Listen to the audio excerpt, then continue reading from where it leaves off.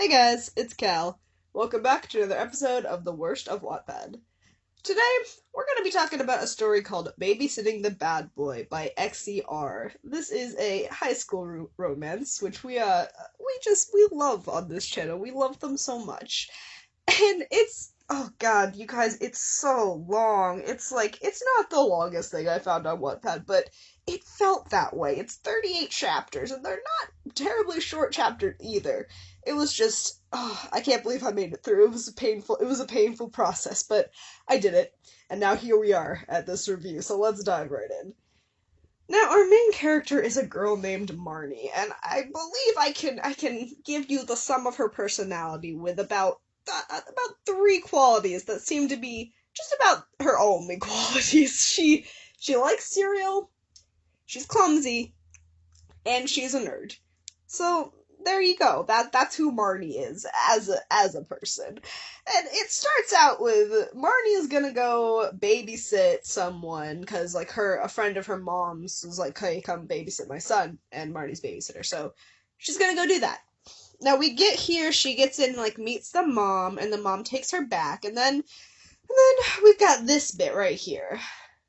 The babysitter's here, that's the mom, says to someone sitting at the other side of the room, "Are you serious, Mom?" I recognize the voice. It's deep and manly. It definitely can't be the little boy. But where do I know that voice from? As Evelyn, that's the mom, moves forward, I step into the room and look up, ready to find out who the voice belongs to. And that's when I see him. Zeke Blakely, aka the biggest player and bad boy in school, and also the hottest bad boy.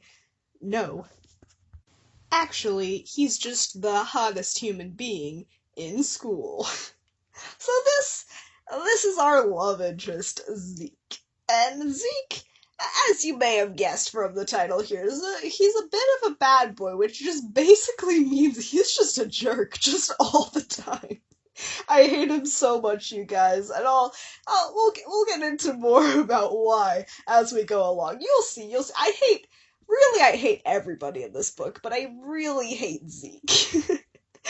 So obviously, Marnie's a little confused about what's going on here, because she's supposed to be babysitting someone, and it's like a 17-year-old boy, so she's understandably a bit thrown off by this, and she asks him about it, and he tells her that, so his mom found out that he was doing drugs, and she, grounded him, and then I guess she got Marnie to come just, look out for him while he's grounded, so he doesn't, run off and do some more drugs, I guess. He's always doing the drugs.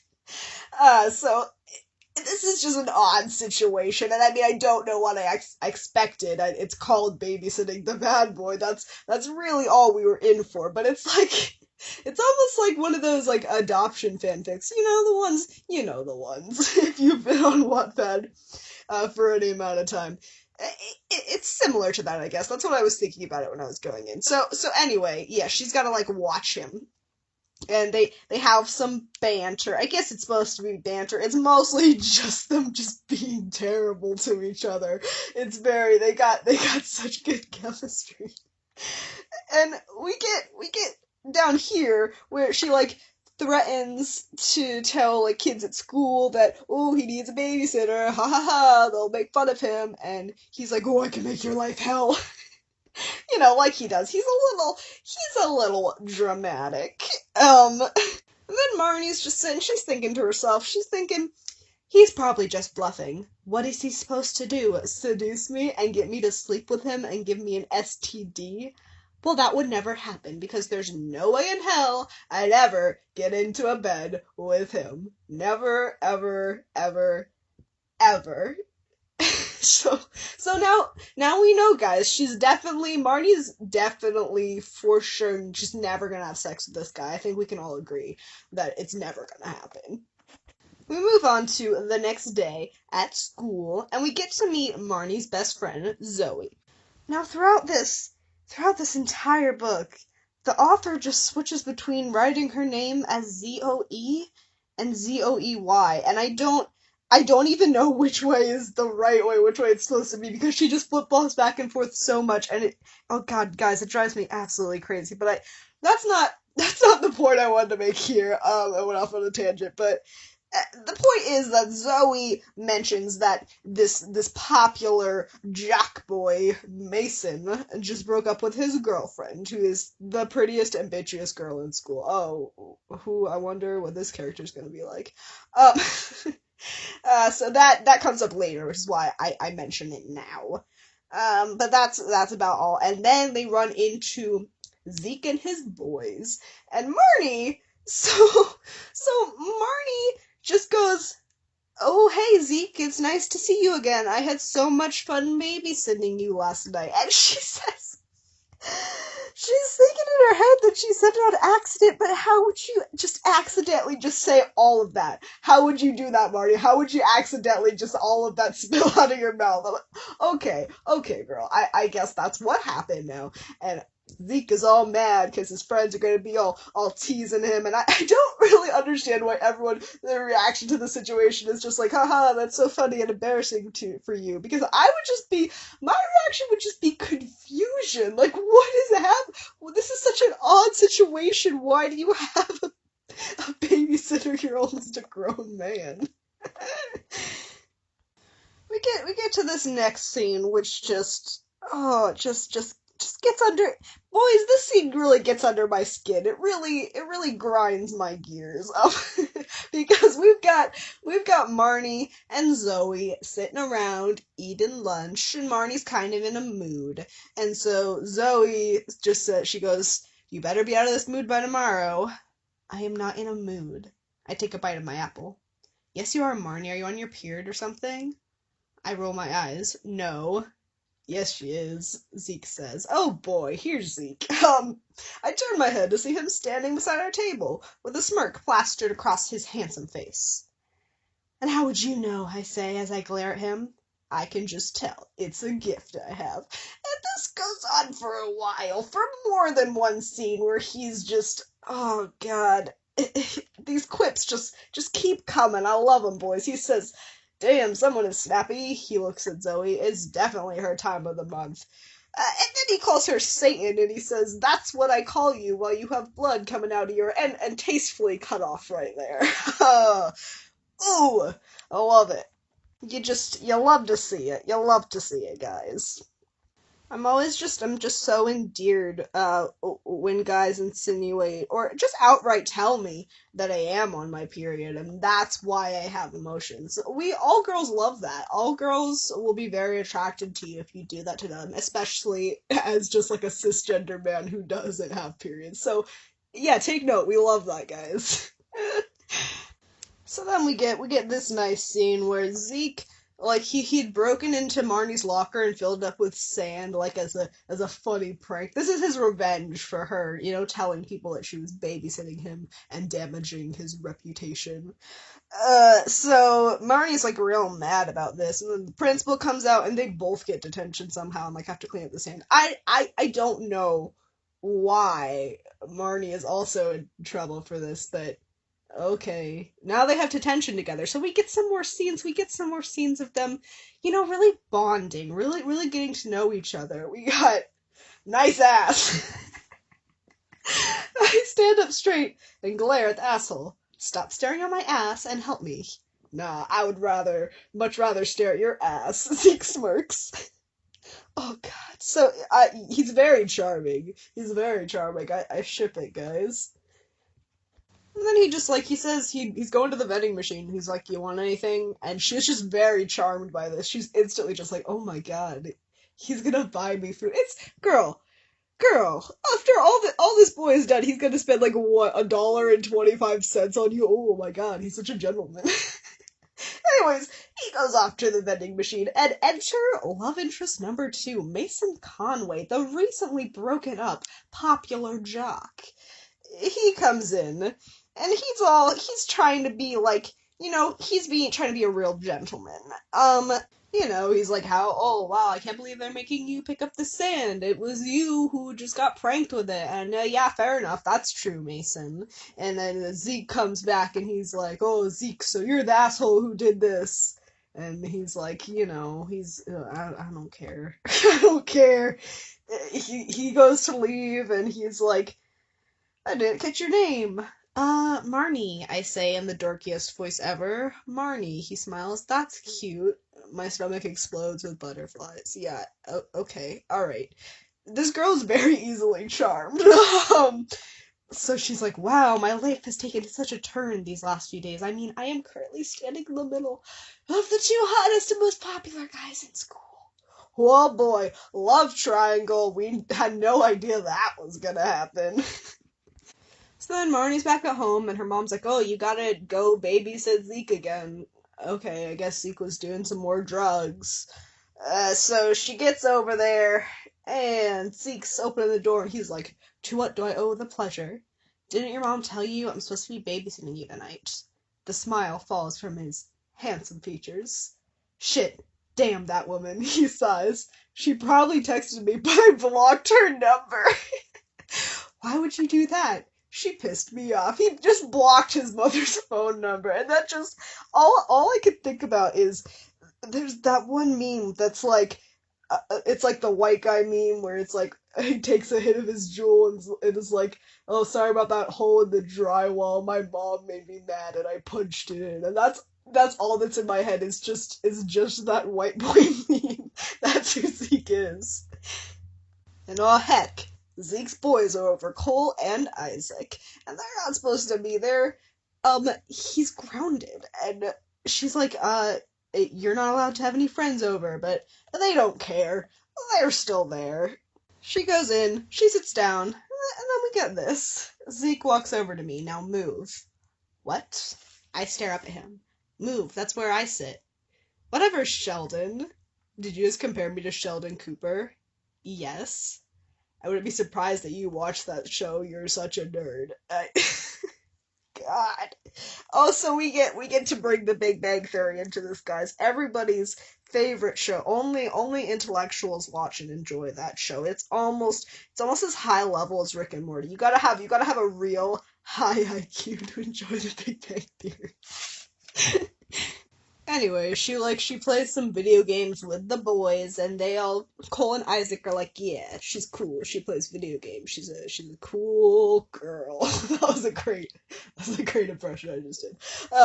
And then we go on to the next day where she's in chemistry class, and her partner is Mason Conway. Oh yeah, they get to talking, and Mason had like seen her talking to Zeke, and he's going.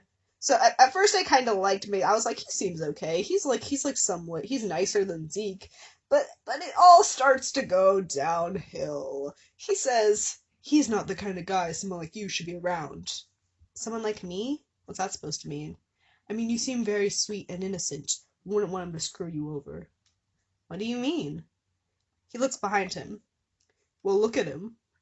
I turn around and see Zeke making out with his partner. Oh boy, I'm having flashbacks to episode 1 here, guys.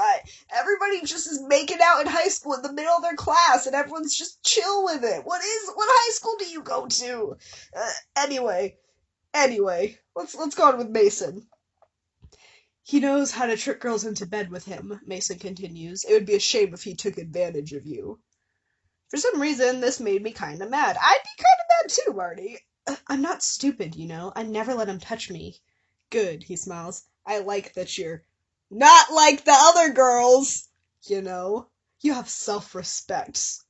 And she's flattered by that. Marnie, you're killing me. Oh my god. and she Mason invites her to a party he's having, and parties, aren't really her thing because, as we know, she's a nerd. But it's Mason, and he's very attractive, so she's gonna go.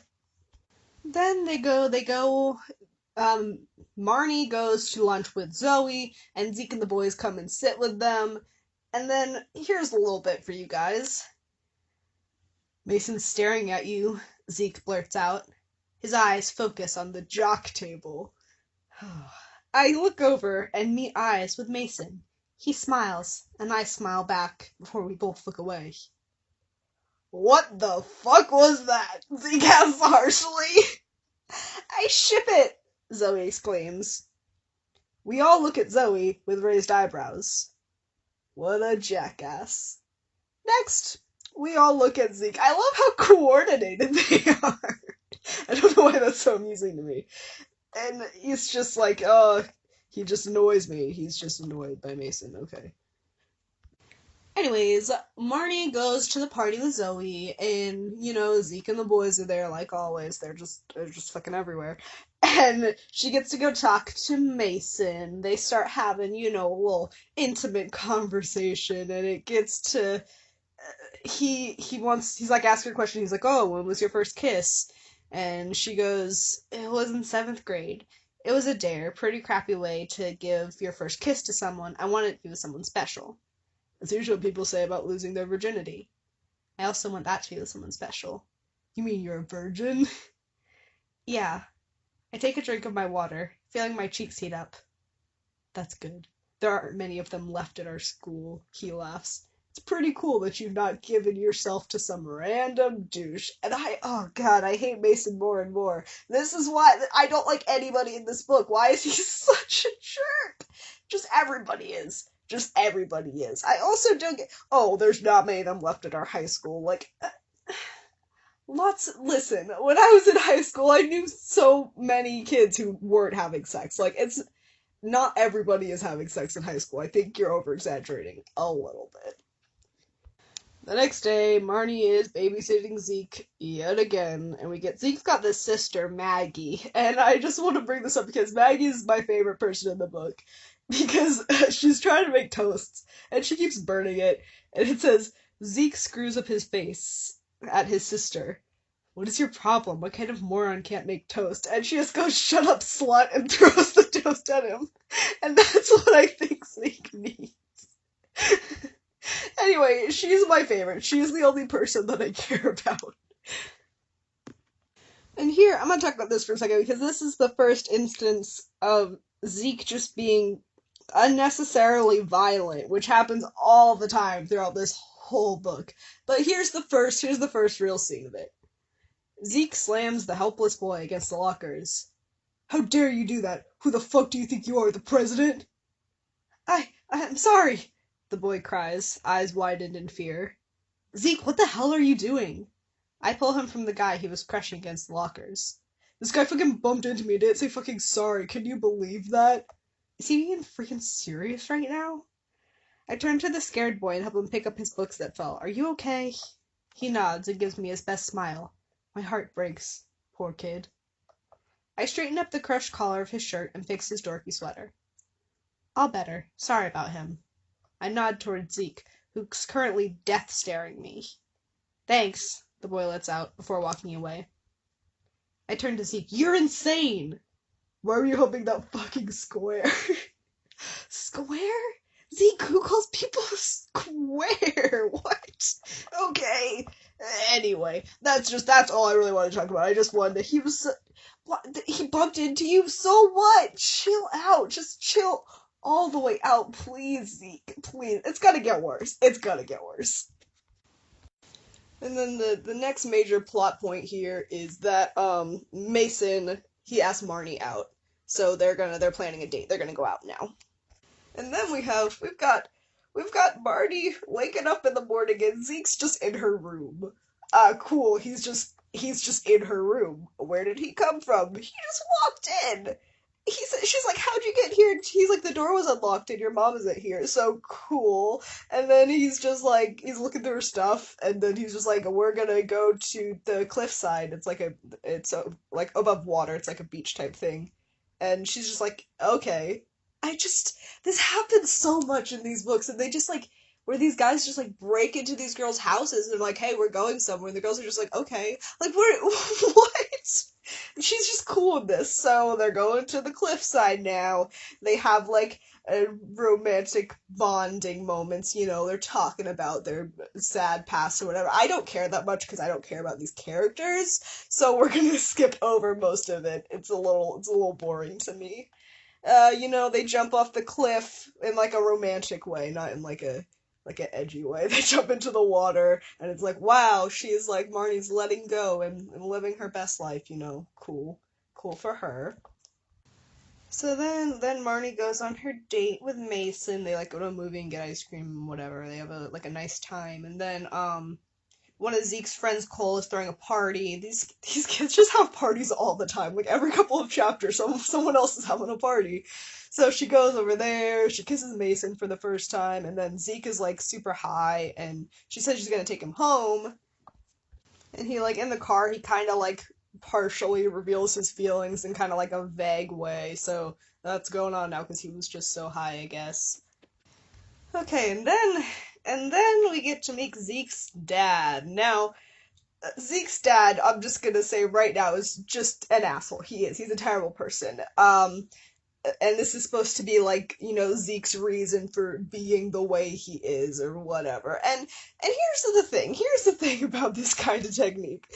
Like I appreciate if like I like morally gray characters. Okay, so like, and if there's like a villain, I like to know like their motivation and what's going on. But I don't like when people take people like Zeke's he's just so mean, and they just like justify it because like his dad is a jerk, and maybe it can like explain why Zeke is like this, but it doesn't like make it okay in the way that it does in this book, which it does in a lot of stories. It's not the same to like explain it or to like make it okay. It doesn't make it any better, is what I'm saying.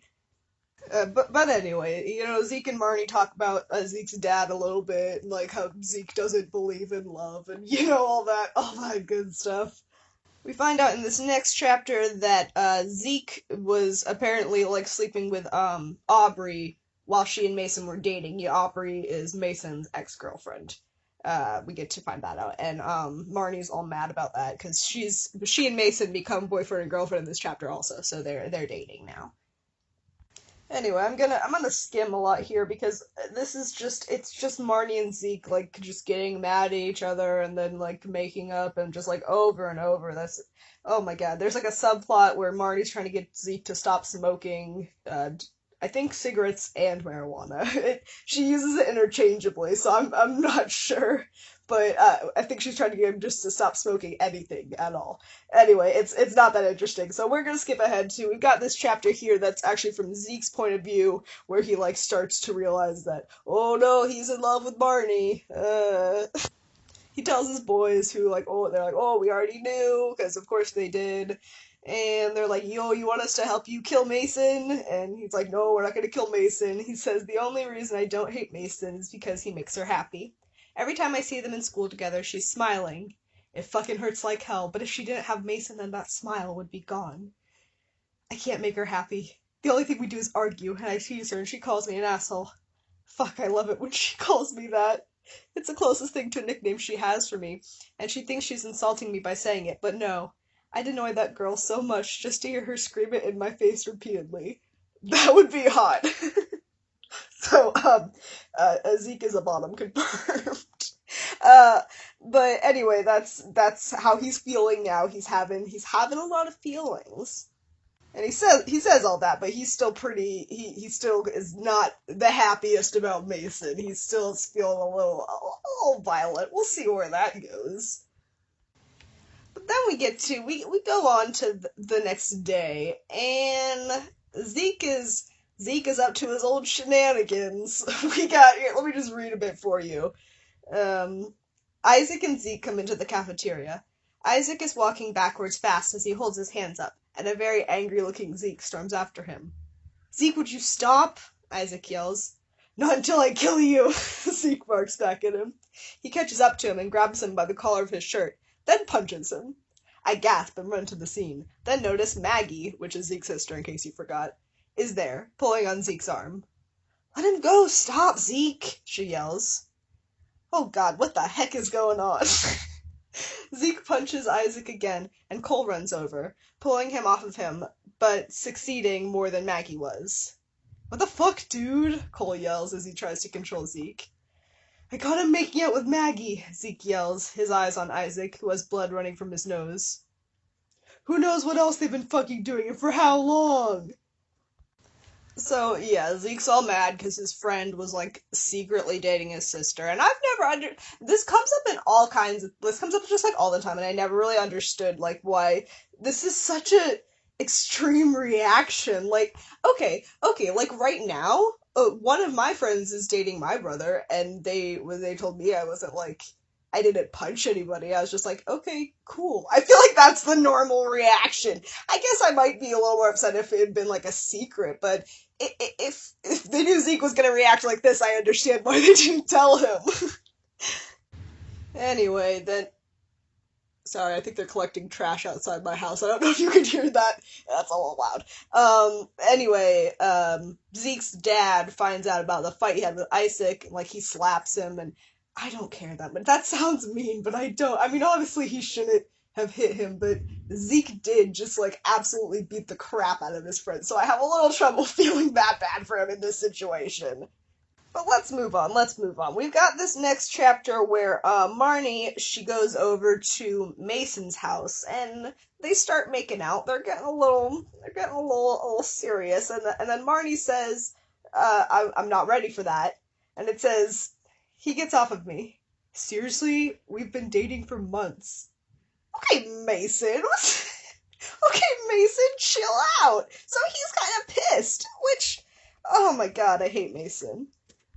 Anyway, she goes up to school the next day and she's like talking to Zeke in the library and she's talking to him and she's asking like why do you talk so properly, which I hadn't really noticed up until now, but okay, Zeke just talks really proper. If I go back and read it, maybe I'll notice it, but I didn't notice it until she said this. And he's talking about how like oh that's how his dad raised them and like they don't use like contractions and now that the author has said that, it's all I can notice every time he talks is he doesn't use contractions, and it's so off-putting. I hate this trait.